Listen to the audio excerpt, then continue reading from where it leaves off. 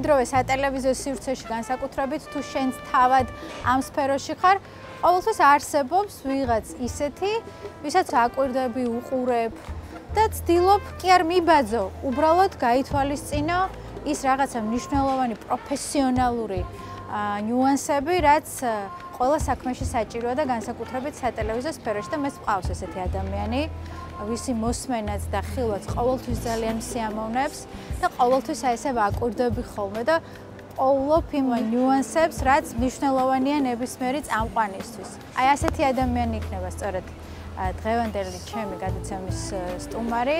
ყველასთვის საყვარელი დარწმუნებული ვარ და ჩემთვისაც მათ შორის ნიკოლოზ წულუკიძესთან ერთად დავლევ მე დღეს ყავას.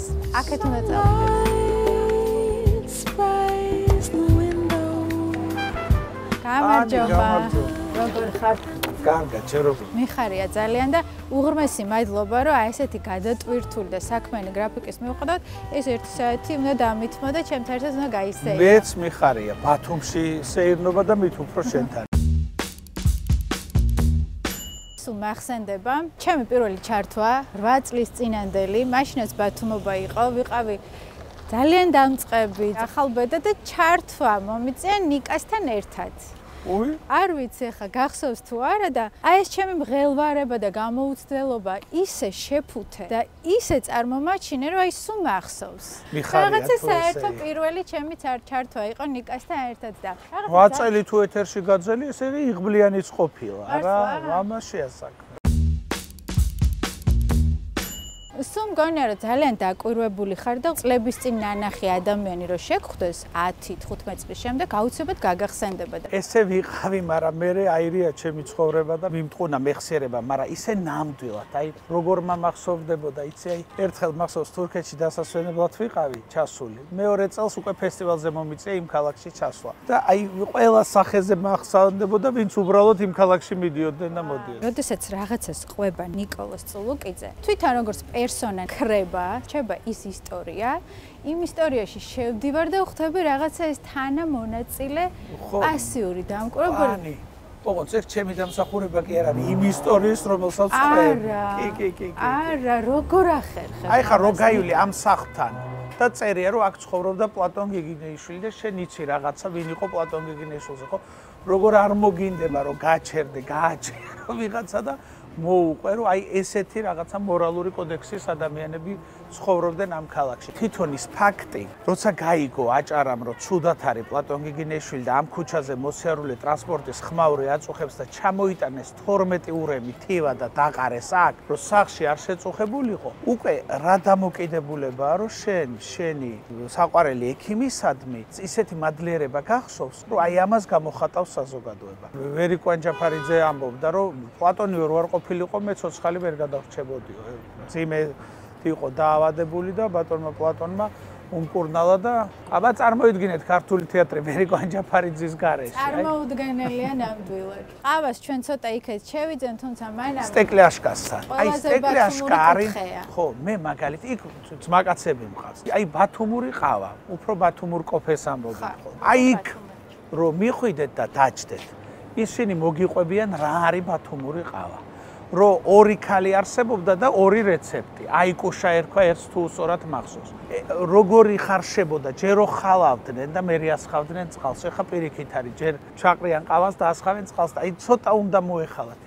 ნინო ნიჟარაძე ეს გადასარევი ქალი ცხოვრობს ბათუმში და ქალბატონმა ნინო მიამბო ერთხელ რომ ბაბუა ჩემო, სულ ცოტა შავ პილპილს ჩაყრიდაო, მოხალავდა და მერე სვავდაო და აი როცადოთ ერთხელ ძალიან მოგეწონება. ჩემთვის ბათუმი ორ კაცთან ასოცირდებოდა. აუცილებლად ვეტერანთა კლუბს რო ეძახიან, იქ სულ მელოდებოდა იურაცანავა და მანუჩარ შერვაშიძე.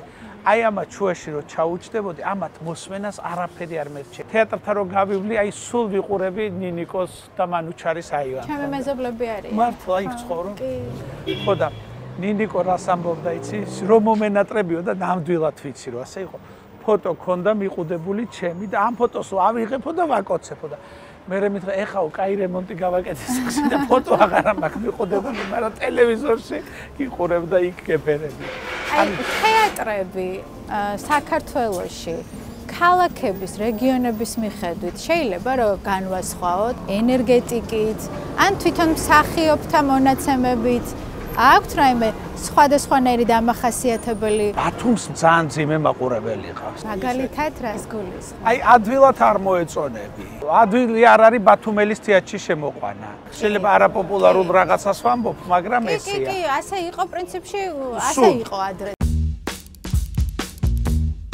ყავას ვიყიდი ამასობრივ. ოიცა მე ვიყიდი და მელოდი. ბიჭებო, შეგიყვეთ თო? ნიკოლოზ დაგვპატიჟებს ყავას. ყავა გვინდა რა წასაღებ ჭიქაში 4. არა. 2. ესე დასჯილები ყოფილა. მაგრამ 2 დასაკიდებელი და საწრუპიანი ხო არა გას. 2 ბათუმური. უშაქრო. მე შაქრიანი. შაქრი აღა ბათუმური გამოდი. ტკბილი გოგო ვარ.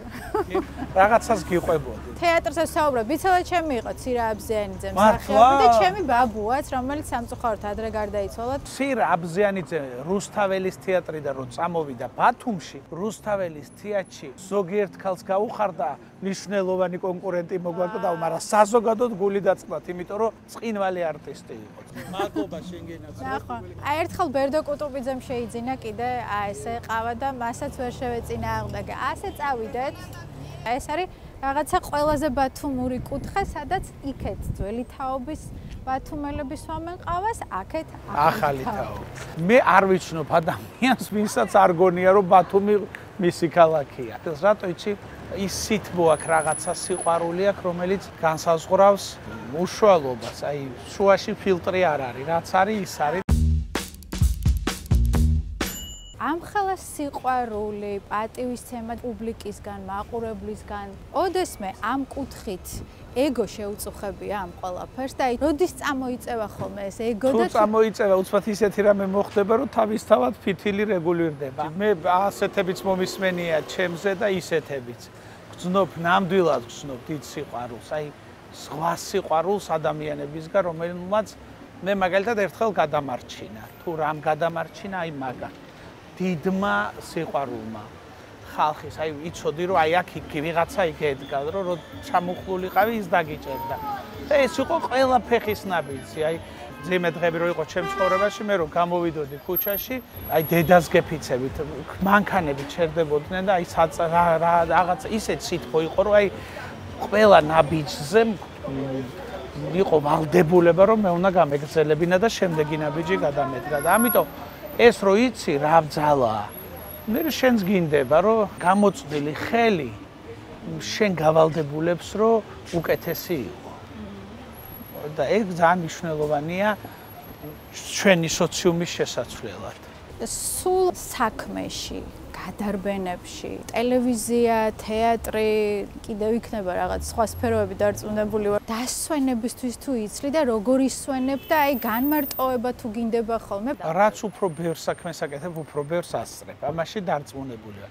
რაც უფრო ბევრი საქმე გაქვს, უფრო მეტი ფასი აქვს დასვენება. სიმშვიდე შეიძლება ყველაზე უფრო დიდ ქაოსშიც იპოვო და შეინარჩუნო. უბრალოდ ამაზე ფიქრია საჭირო, რომ შეძლო შენი თავი გაიცნო. მე მგონი ცხოვრებაში ყველაზე რთული საკუთარი თავის გაცნობაა, რომ მიხვდე რა არის. ამის გარეშე საერთოდ ვერც ვერაფერი. არა, ზოგს დაემთხვევა და გაუმართლებს, მაგრამ უმეტესწილად თუ გვინდა რომ რაღაცა მნიშვნელოვანი გამოგვივიდეს, უნდა აუცილებლად ჩაუღრმავდეთ ჩვენ თავს. ერთი ბუდისტი ბერის რაღაც მონოლოგი შემხვდა ამას წინათ და ამბობდა, რომ მე ბედნიერებას კი არ ვეძებო, სიმშვიდეს ვეძებო. იმიტომ რომ ბედნიერება ლაბილურია. რაღაც ეტაპზე ხან არის, ხან დაგაგდებს, ხან აგაგდებს და ყოველ ჯერზე ბედნიერებას სადღაც მაინც უბედურება მოჰყვებაო და აი სიმშვიდეო ის არის, რაც სტაბილურიაო და მაგას ხვდები, როცა ბედნიერებას კარგავ. როცა ბედნიერი ხარ, მაგაზე არ ფიქრობ. აი რო კარგავ, მე ეძებ იდეალურ გამოსავალს და პოულობ სიმშვიდეში. აი კი არ პოულობ, წაასწრებ. აი სადღაცა, აი უცბად წაასწრებ სიმშვიდეში. შეიძლება წამით, მაგრამ წაასწარი და ის არის როგორც აი საზრდო, საწვავი, რომ რაღაც პერიოდი ეჭიდების ხო. ხო, მე გააგრძელო. როგორ უნდა იპოვა ადამიანმა სტაბილური სიმშვიდე? არ არსებობს. გამორიცხულია. ნუ მაშინ უნდა რაღაცა დამოკიდებული იყო, რაღაც ანტიდეპრესანტი, ტყუილია ეგა. სტაბილური სიმშვიდე თუ არის, ესე იგი უინტერესო ცხოვრება, მაგრამ აი ხანდახან რო სიმშვიდეს წააზრებ და გადაეყრები, უკვე ეს არის საზრდო დანარჩენი ქაოსისთვის, რომელიც უფრო საინტერესოს ხდის ცხოვრებას. აი ეს არის ტიპიური ბათუმური სახლი. აი ამ სახლში ცხოვრობდნენ ის დები, რომლის მიხედვითაც დაწერა ჩეხოვმა სამი და. აი უწერია თვითონ ბატონ რამას, რომ ჩეხოვი შთააგონეს, რომ დაეწერა პიესა სამი და. ესე იგი, ესენი იყვნენ კლაუდია, ნატალია და სოფია შატილოვები. როცა ჩეხოვი ჩამოვიდა ბათუმში ჟურულებთან იყო სტუმრად და ქეთევან ჟურულმა და დურმიშხან ჟურულმა, ბათუმის პოლიცმეისტერი იყო დურმიშხან ჟურული, აი იწყება ბათუმის ყოფა. ეს არის მე-19 საუკუნის 80-იანი წლები. მოიწვიეს დასი თბილისი და რომ ითამაშონ. აი ამ დროს ბათუმში მსახურობდა დავით კლდიაშვილი, სამხედრო ჩინით, რომელიც ხელახლა სწავლობდა ქართულს. ერთხელ დავიწყებულ ქართულს იღდგენდა. და აი სწორედ მის საპატივცემულოდ გამართულ სპექტაკლზე გულისხმობ ჩეხოვს, და მოუწია თვითონ კლდიაშვილს, რომ ჩაენაცვლებინა ალექსანდრე ყაზბეგი, რომელმაც იმხანად ვეღარ შეძლო თამაში. კლდიაშვილმა რომ თეატრი შეიყვარა და მე გენიალური დრამატურგი გახდა და დაწერა ესეთი პიესები და ზოგადად ნაწარმოები, ეს ნამდვილად ბათუმში დაწყებული სიყვარულის დამსახურება. რა სჭირდება იმისთვის წამყვანს, გარდა იმისა, რომ ნიკოლოზ წულუკიძე უნდა იყო, რომ ეს პუბლიკა, არ აქვს მნიშვნელობა სატელევიზიო იქნება თუ რაღაცა, სხვა მიმართულებით წამყვანი, რომ ეს პუბლიკის ყურადღება და სიყვარული მოიპოვოს. ანი, არ ვიცი დამიჯერებ თუ არა, მაგრამ მე არ მახსენდება დღე, რომ მე არ მემეცადინოს. აი, მეცადინობა აუცილებლად არ არის ის, რომ რაღაცა დაჯდე ბიბლიოთეკაში, არა. აი შეიძლება რაღაცა მოძებნო, რაღაცა ამოიწერო. სულ ვითარდები. ვაკფს დღიურები სადაც ჩანაწერებს ვაკეთებ. რაღაცები მე გავიწყდება, რაღაცები სამუდამოდ გამახსოვს. შენ სულ საინტერესო უნდა იყო. ერთი და იგივე თუ ილაპარაკე, მე აღარ მოგისმენს, მაგრამ აი რაღაცა რო ვუსმენ, ამისგან რაღაც ახალი უნდა გავიგო. თუ არ გავიგე ინფორმაციისა კიდევ. გულწრფელობა ალბათ. მე არასოდეს ჩემ ცხოვრებაში არ მომიტყუილებია მაყურებლისთვის. ამიტომ ძალიან ვიწროა ის სფერო, რომელზეც მე ვლაპარაკობ. უამრავი შემოთავაზება ყოფილა, აი გეფიცებით ყველაფერს, სოციალური გადაცემების არასოდეს ეს არ მხიბლავდა, იმიტომ რომ ჩემთვის ძნელია ლაპარაკი იმაზე, რაც არ ვიცი და რაშიც ვერ ვერკვევი. ერთხელ მახსოვს ესე წერ გადაცემას ბულვარში და წერ ნანული აბესაძესთან ერთად, რომლისთვისაც დაიწერა და მღეროდა ეს გენიალური სიმღერა სულიკო კოროშინაძე და ნანული ბათუმს ქათქათას და რაზე ოცნებობთ თქო ნანულის ვკითხე და უცბად შემომხედა და ესეო ვინმე სუთავი რომ მივადო და მისეირნო თელ ბულვარში ისეთი გულწრფელი იყო ნანული რომ ანუ აი უცბად წაასწრო სიმშვიდეს იდილიას და ესე მითხრა მოვიკითხოთ ნანული სხვათა შორის რაღაც მნიშვნელოვანი ჩანაფიქრი გვაქვს და ქალბატონ ნანულისთან ერთად ჩვენ ჩამოვალთ აუცილებლად ბათუმში მაყურებელთან ერთი წუთი მოდით ესენ ჩემ ბათუმელი მოწაფეები არიან. დავახატ. ბიჭო, კარგი, გამარჯობა. მაგრად. როგორ ხართ? ხო ხარ, მაგრად. სად მიდიხარ? ავტომობილზე იყავს სამსახურში. კაი, იმუშავს. მიდი, მაგრად ბიჭებო, მაგრად. ადამიანები, რომლებიც მთელი ცხოვრება რაღაცა ერთ სფეროში არიან, 15-20 წელი. ეს რაღაცა საკუთარი საქმის სიყვარული და პროფესიონალიზმია თუ სტაგნაცია? გააჩნია. ძალიან საინტერესო შეკითხვა, მიფიქრია მაგაზე. როგორც კი მივხვდები რომ რაღაც ახალს ვეღარ აკეთებ, უნდა უყურო შენ თავს გარედან. მე ყოველთვის ვუყურებ ყველა ჩემ გადაცემას და ვნახულობ რამდენი შეცდომა იქ. ყოველთვის და ვერავინ ვერ ხვდება იმას უფრო კარგად, ვიდრე მე იქ რა გამეპარა და რა არ იყო ისე როგორც უნდა ყოფილიყო. აი როგორც კი დაჯდები გაბადრული და დედა რა კაი შენ თავზე იტყვი, იქ უნდა ადგე და წამოხვიდე. ეს ალბათ ჩემმა მშობლებმა გამოვიმუშავეს რომ არ მახსოვს რომ რაღაცით ჩემი მშობლები აღფრთოვანებული კი არა, აი კმაყოფილები ყოფილიყვნენ. მადლობა. ეს კარგი კი არ არის, არასრულფასოვნების კომპლექსს გძენს. აღფრთოვანებული ჩემი მშობელი რამე დროს, აი ზეიმზე ბახში ლექსი რომ ეთქვას, ეგეთიც კი არ მომხდარა. ეს იყო რაღაცა ბიძგი ერთგვარი, იმიტომ რომ ყველა ბავშვზე ეს კარგად არ მუშაობს. არ ვიცი, ხო, ძალიან ინდივიდუალურია. საერთოდ ყველაზე რთული მგონია რომ შვილის გაზდაა ცხოვრებაში. იკლავ თავს რო არაფერი არ მოაკლდეს, მე რო არ უყიდო აბარისთვის წვალობ, რომ ისე ყველაფერი და დღევანდელ ბავშვებს ყველაზე მთავარი პრობლემა არის, რომ მე მგონი ამ ბავშვებს ოცნება აღარ აქვს. და ამიტომ მართალი ხარ. აი ჩემთვის რაღაც აი ექსკურსიაზე წასვლა ეს რა იყო, იცი რომ მთელი წელი ველოდებოდი. რაღაცა სადღაცა მოხვედრა ეს იყო აი უდიდესი რაღაცა მოლოდინი, ახალი წლის საჩუქრის დალოდება. ეხლა ყველაფერია ეს რასაკვირველია, კარგია, მაგრამ აი ეს აღფრთოვანებული თვალები რაც ქონდა ჩვენი შვილების თაობას ბევრს არ აქვს. შეიძლება დასახო სტრატეგია ესექნა და ის არ გამოგივიდეს ისე. და პირიქით არ გეცალოს შვილისთვის და თავისთავად გადასარევი. ამიტომ ეს გამართლება მარტო წვრთნა რას უსავს თუ ბუნებამც არ უშველაო, ხო? სულ გონია ნიკა რა. მოიცა არ გაგვსვისოს რაღაცა. არ გაგვსვისოს. ეს დინამიკაც უხდება ამ ჩემს გადაცემას. გოგო, ახლა დინამიკაში თუ მოვკვდე. მოდი ტელევიზორში გამოგაჩინე. ჩემი ოქრო, როგორ ახლა? პრივეტ. როგორ ახლა ორჯერ? არ დაიკარგო, თბილისში არ გიწევს ხოლმე ჩაბოს. ეხლა ბავშვს ველოდებოდი, იქ ვიყავი 2 კვირა და მე წამოვედი, ხო? ერთხელ ლევან ლაზარიშვილმა მითხრა, რომ ადამიანის სულის 70% იქ არის. აქ ამ მიწერ სამყაროში მხოლოდ 20-იაო და ელოდება ეგ 20, როდის დამუშავდება აქ, რომ დაუბრუნდეს თავის 70-ზე.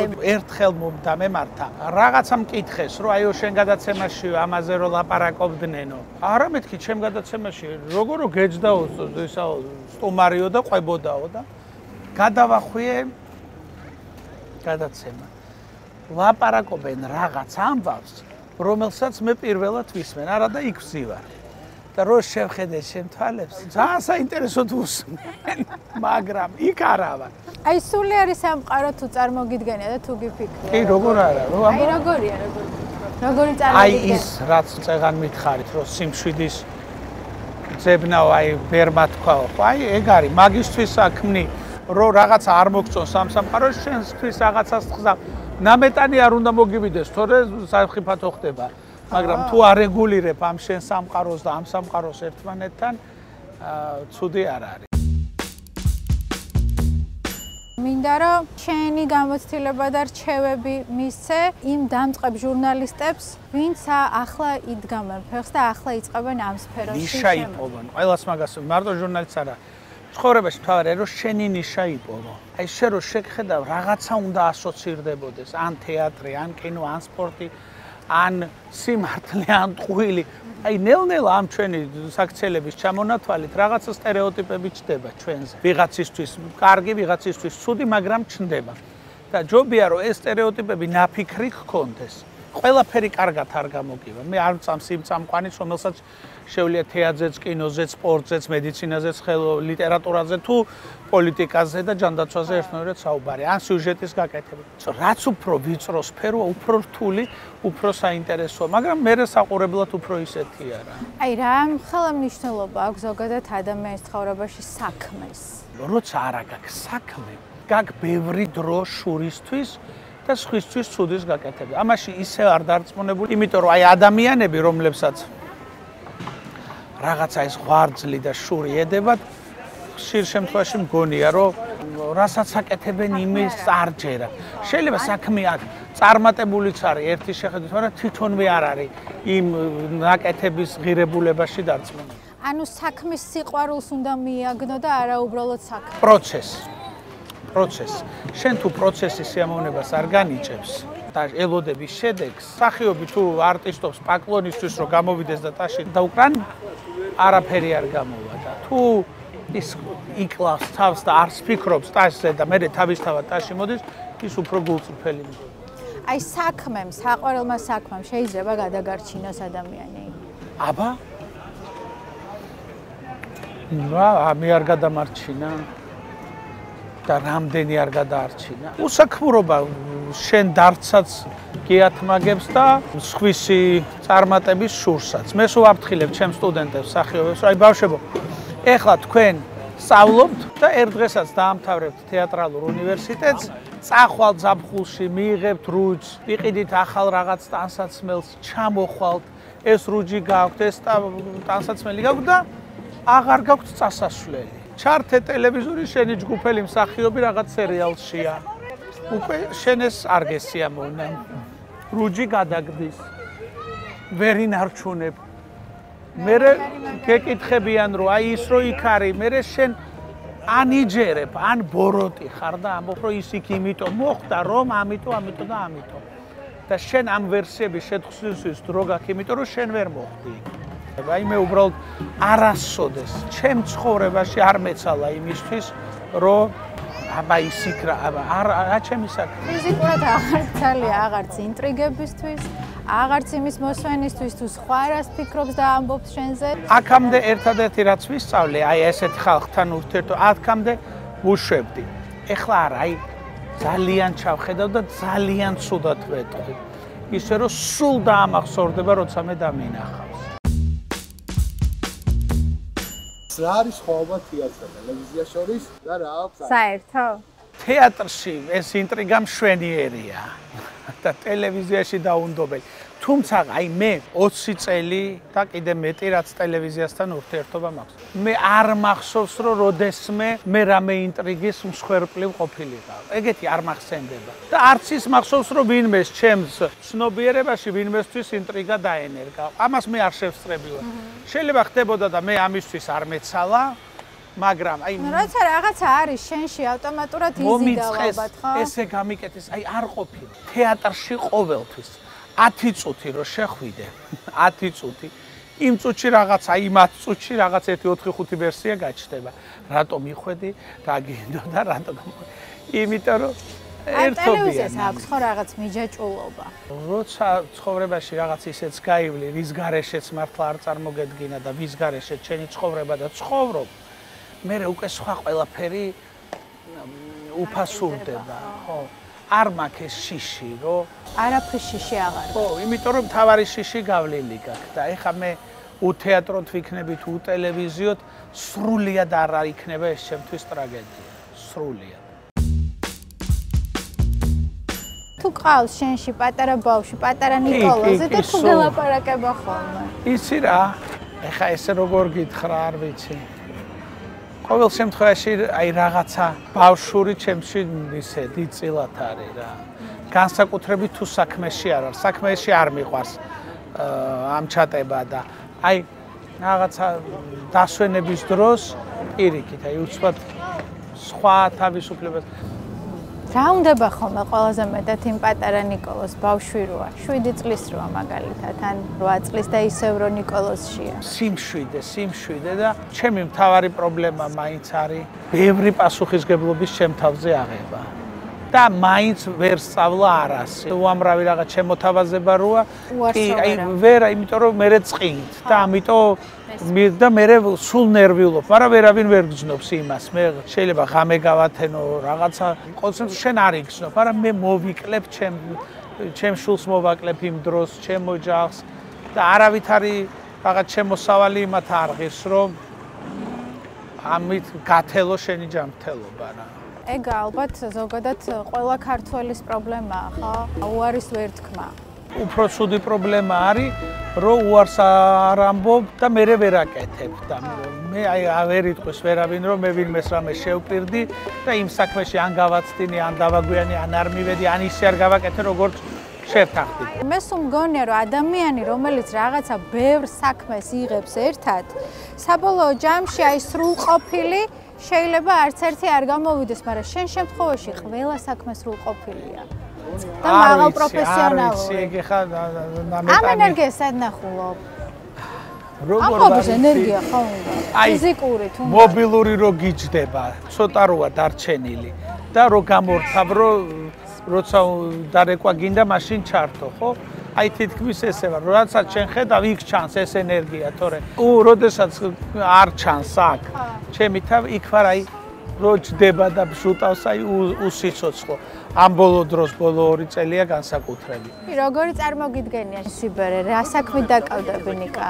საერთოდ მინდა რომ აი სადმე სოფელში ცხოვრობდე და აი მიწასთან ურთიერთობა. მით უფრო მე ამის გამოცდილება მაქვს და ჩვენ თბილისში გქონდა ბაღი, სადაც თითქმის არ ვყიდულობდით არაფერს და ყველაფერი ჩვენ თვითონ მოვყავდა, დაწყებული ბოსტნეული დამთავრებული ხილით. აი ჩვენ თვითონ ჩითილებიც კი ჩვენი ხელით გამოგვყავდა და ეს არის ერთ-ერთი ყველაზე სასიამოვნო საქმე, რაც მე მიკეთებია. ძალიან დიდი მადლობა კიდევ ერთხელ მართლა მიხარია რომ აი ამ შენი გრაფიკის მიუხედავად გამონახე ჩემთვის დრო და მინდა რომ აი ეს სიმშვიდე სტაბილური სიმშვიდე გისურვო რაც ალბათ ყველაზე მთავარია და ეს არის ალბათ მთავარი არსი იმისა რომ ადამიანმა ამ სამყაროში რაღაცა პატარა კომფორტს მაინც მიაღწიოს. მადლობა, ძალიან დიდი მადლობა. თქვენც იგივეს გისურვებთ და გისურვებთ რომ ეს გადაცემა ყოველთვის საინტერესო სტუმრებით დახუნძული ყოფილიყოს და ზოგადად ჩვენ ქვეყანას უსურვოთ ბევრი საინტერესო მოქალაქე, რომელიც რაღაც